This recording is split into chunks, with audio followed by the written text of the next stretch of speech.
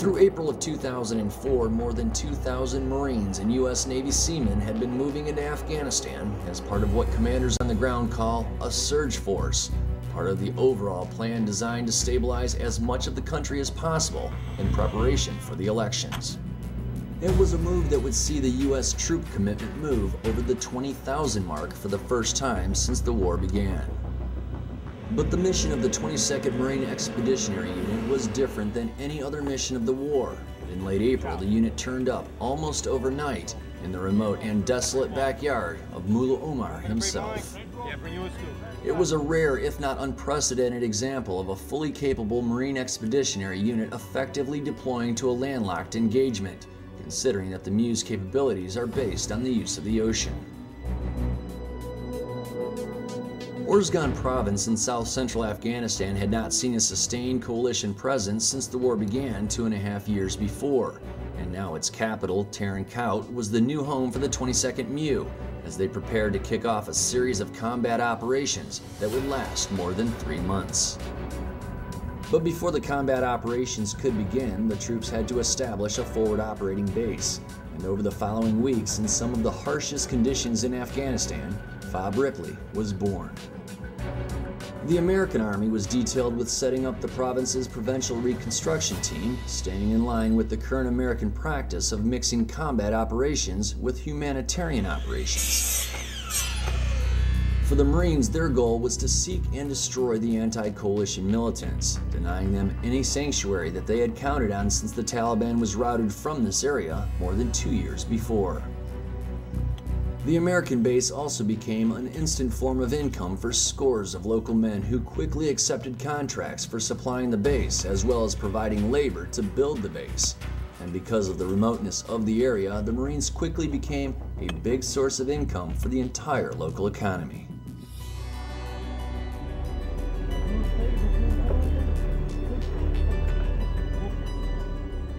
With the new U.S. Marine base bordering Tarin Kowt, focus in the provincial capital turned towards October's presidential election. That task was not one assigned to the U.S. military, however. That task was awarded to the English firm Global Risk Strategies. Contracted by the United Nations, Global Risk Strategies is an international risk management company that provides logistics, management, and security for other groups working in very difficult environments. In this case, Global Risk is working with the Joint Electoral Management Board and the Asia Foundation to build the groundwork for the upcoming elections.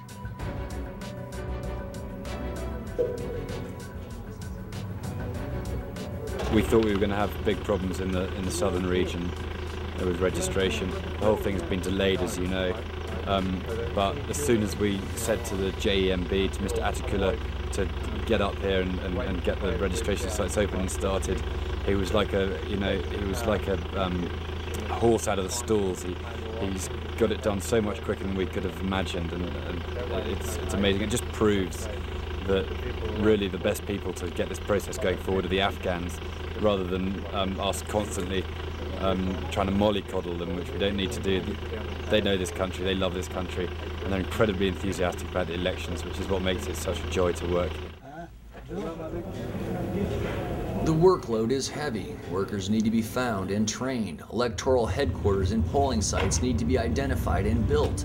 The population itself needs to be educated. But most importantly, the people here need to be registered to vote.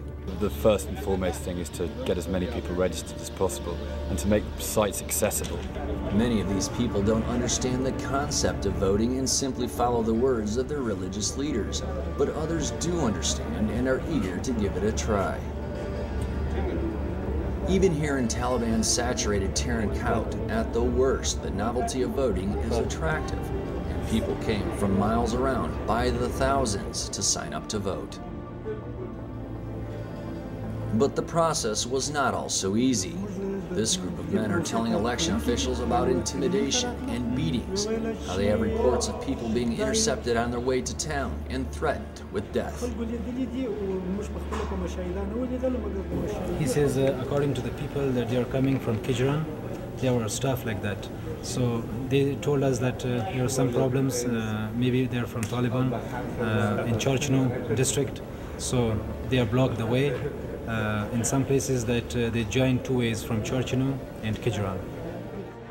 The obvious challenges and problems are going to be that some of the local people or the people from the regions, outlying regions, are experiencing threats and problems with getting in.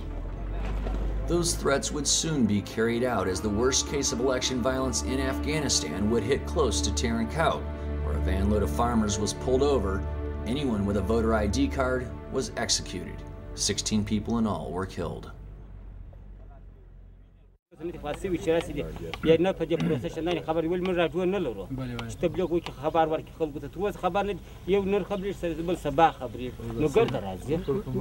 says a lot of our people are not aware of the registration process, so they're very poor people and they are busy harvest of poppy and wheat like that.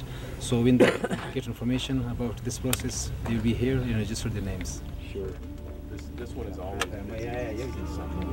Other major problems here included money, or lack of. These men say they've been working for weeks with no pay, some of them traveling more than a dozen miles a day to get to work.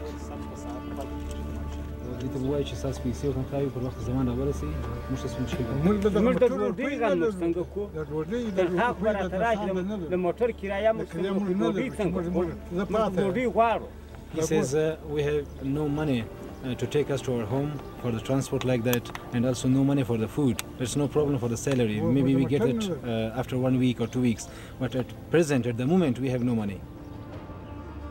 For now, the problem can only be acknowledged with promises for a soon-to-come paycheck. But there's also problems with determining how women can participate in the vote as well. Separate facilities would be needed, as would women workers, neither of which were very common or accepted here in this part of Afghanistan. It's a cultural necessity to realize that we can't just bulldozer in here and start telling people to adopt a completely alien political system that they know nothing about. Women have never voted here. Women have always held a completely different role in life, in everyday life, than they do in our countries. We have to understand that, and people think that, I think people feel insulted, the men feel insulted that we're telling them how to run their lives, and obviously it's essential that we can get as many women as possible to vote, but it's so important we don't rush into it, and that we explain to them that, Rome wasn't built in a day. But the only way to help any of this get off the ground is through security. And using the strategy that the best defense is a good offense, the 22nd MEU set out to make life for the militants in this part of the country as uncomfortable and deadly as possible.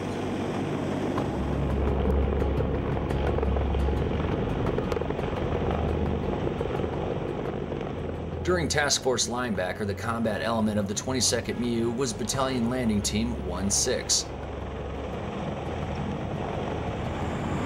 Made up of 3 Marine companies, the unit's use of overwhelming weapon superiority, air power, and mobility became its signature.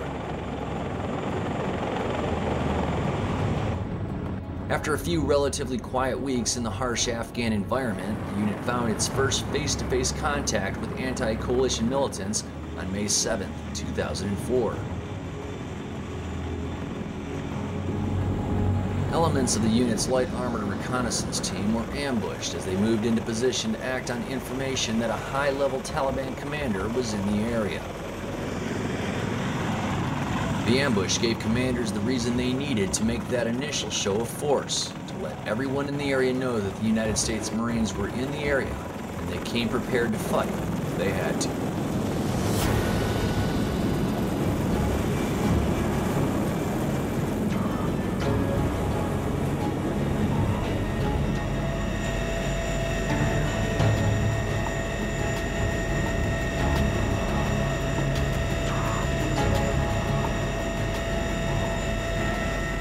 I'll tell you, 22 MEU is a Marine Air Ground Task Force, has significant capability.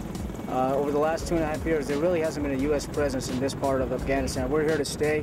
We've established a presence. We're self-sustaining air-ground task force, and we can do operations where previously, due to various weapon systems and aircraft, we didn't have the ranges. Now we can reach out and touch the bad guys wherever we want at our time and place of choosing. That's important. Absolutely. That's how you win wars. And as you all know, last night this event happened. BLT's commanding officer, Lieutenant Colonel Assad Khan, is himself a native of the area and believes deeply about what he's doing here. I think we're doing a pretty good job so far. We've been able to separate approximately 250 villagers here, and we've been able to pull some of the bad guys which are sitting on top of the hill, as you've well seen. We're going to continue our interrogation process with them. Those that we feel have intelligence value, we're going to take them for further questioning. A search of the first village turned up 4 dead militants that Marines believe were killed in the initial firefight. 17 other men were initially detained, with eventually 7 being taken away.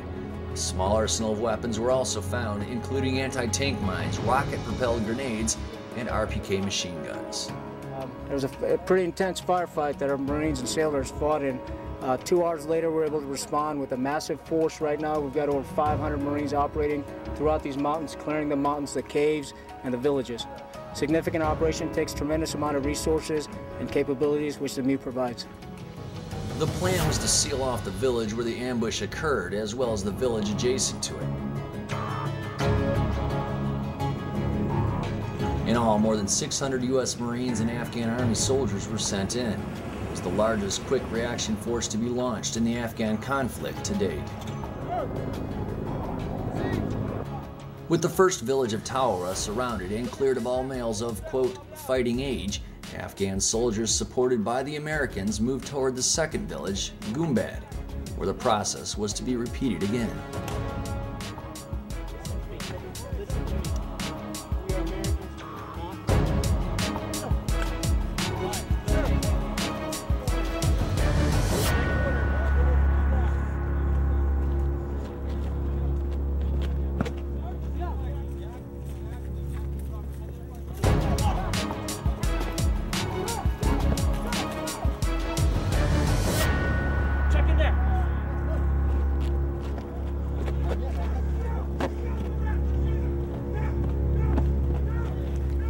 Watch the ball! Watch the ball!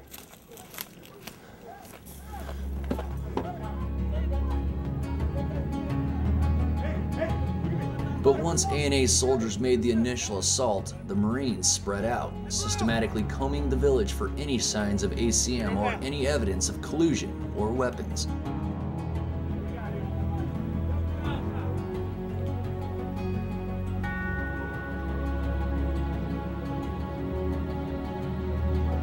Hey, somebody get a team up here!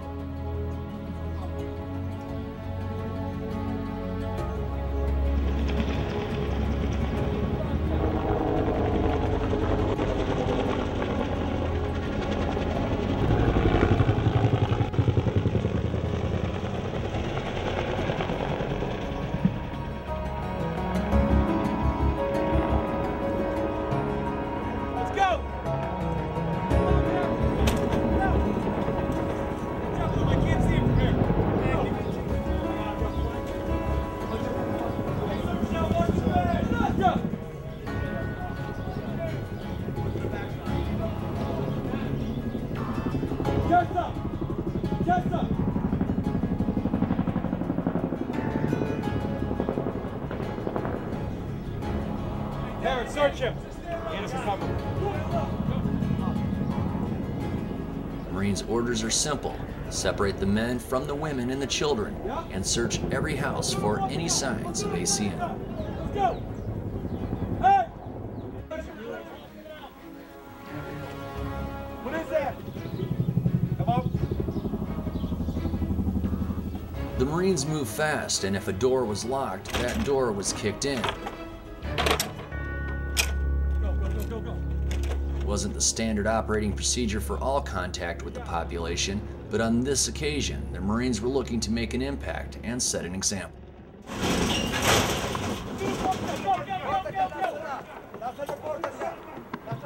Anderson, on this vehicle. Got it.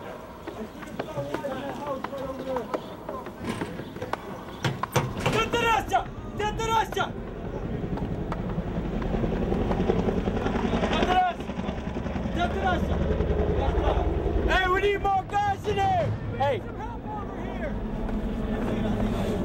Back up. Sura Portica! Sura Portica! Agent, off the line. Sura Portica!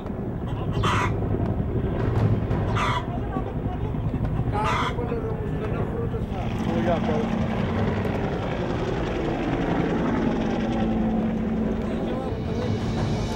Most of these men here are harvesting the raw ingredient from the poppy flower that will eventually become opium, then heroin. Yes. Ask him where the rifle is. I fired it. Hey, Quist! These men are seasonal workers from Pakistan, part of the multi-billion-dollar industry that provides the world with more than 90% of its heroin. It's also a way that provides for tens of thousands a way to survive in an area of the world where there's very little to survive on. To get an idea of exactly how big the poppy trade is here in Afghanistan, these pictures of countless acres of freshly harvested poppy fields are taken from the roof of Orzgan Governor Jan Muhammad's home. But in 2004, it isn't an issue that President Karzai or the United States is interested in tackling, at least not before the elections. Ironically, the trade-off for short-term stability in Afghanistan would be high. With the Americans and the Afghan government turning a blind eye to the problem, Afghanistan broke all previous harvest records in 2004.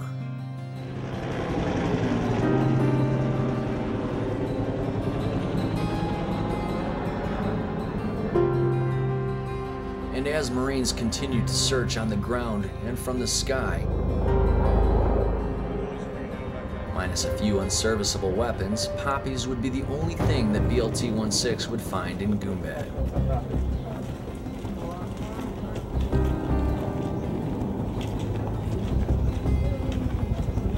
Hey, Rockefeller, make sure you're looking back.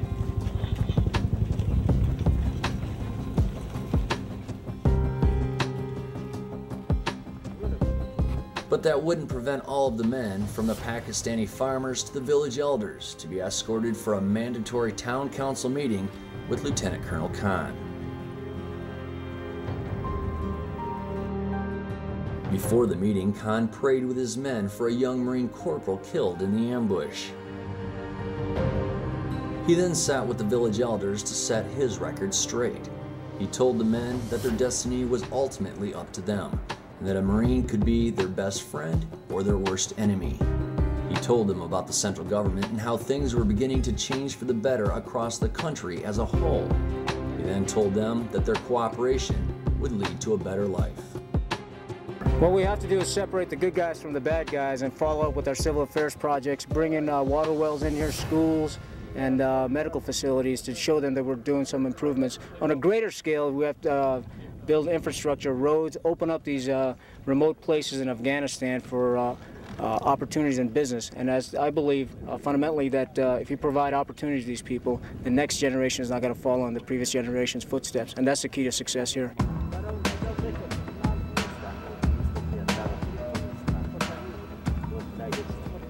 In south-central Afghanistan, the 22nd MU continued offensive operations in Orzgan province as they prepared for a long-anticipated showdown with hundreds of militants in the Dayshopan district near the mountainous border with Zabul province.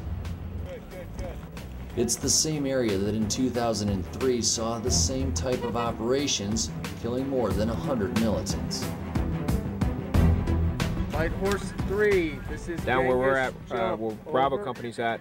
They landed helos here to cordon off these areas, and basically they pushed through Objective 2. Now they're going through Objective 1 and Objective 3, and eventually they'll push down to Objective 4 into the valley to check the caves.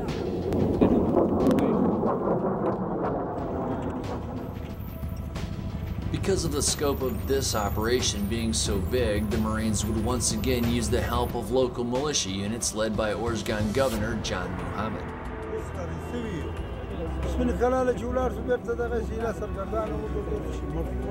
Militia units from neighboring Kandahar province were also invited to get involved in the operation, which was codenamed Thunderball. From several directions on the ground and from the air, Marine units move swiftly through the valleys involved in the massive sweep operation.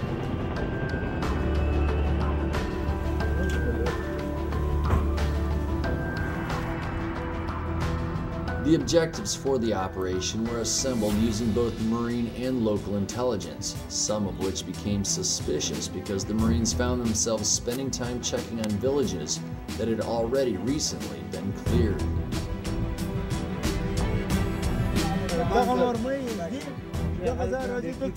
While there was some success with Marines finding small weapons caches, as a whole the operation produced far less than expected. That allowed Marines to achieve their objectives quickly. At this village, a known Taliban village and one that's been visited before, the Marines are letting the men know that while being of strict Islamic faith is fine, being a militant is not.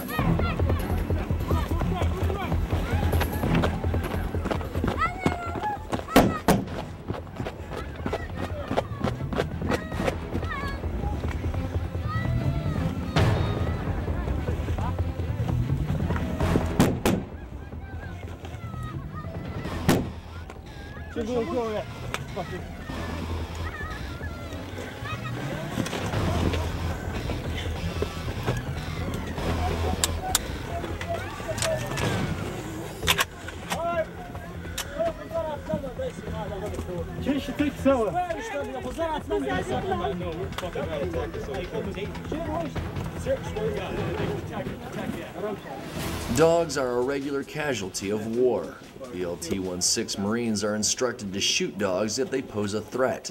Leaders do not want a battlefield casualty due to a dog bite.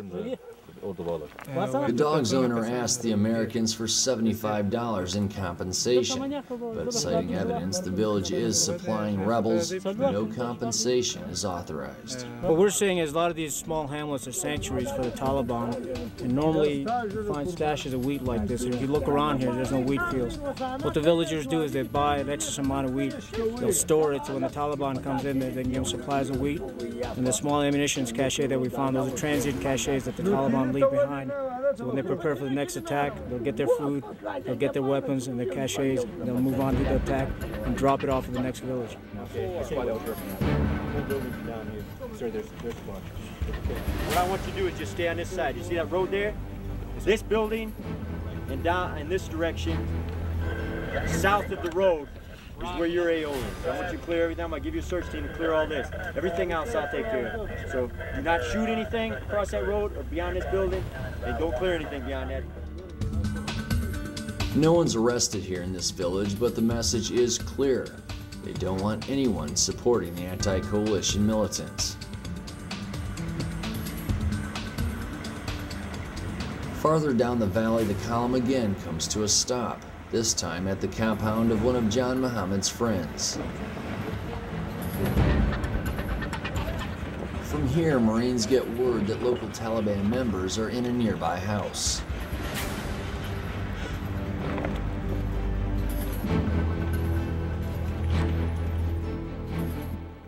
And before long, nearly a dozen men are in custody without a shot fired. These men, found in a house where Marines also found a cache of rockets buried underneath the living room floor, claim to know the governor. The Marines check out the story and the governor does vouch for the men, and they're released.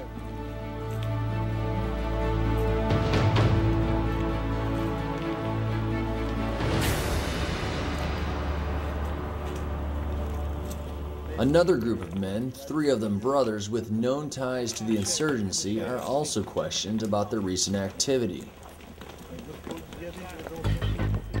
They all claim they've been following previous threats from the governor and have been abstaining from the violence. They too were soon released. According to Khan, he believed that Afghans will have to determine their own values and that no one will be able to force those values to change.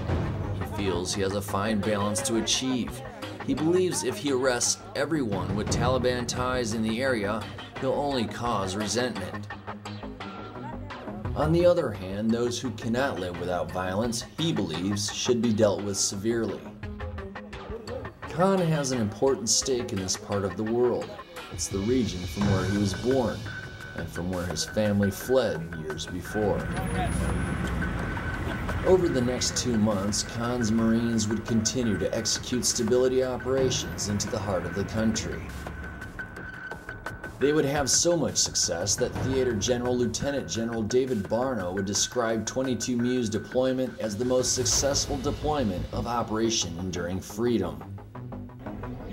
But soon after this video was taken, an independent filmmaker contracted by SBS Australia released a documentary that accused 22 MEU of human rights violations. The report sparked at least 2 different investigations that highlighted some concerns over prisoner treatment at FOB Ripley, but none of the abuse allegations had anything to do with BLT-16 or Lieutenant Colonel Khan. In these images, the only known images of a detainee under the control of BLT-16, you can see that the enclosure is covered, protecting the prisoner from the sun. You can also see the Geneva Convention rules for humane treatment posted on the concertina wire that surrounds him. Finally, you see that the prisoner is not restrained at all. In fact, he's beating himself with his own shoes.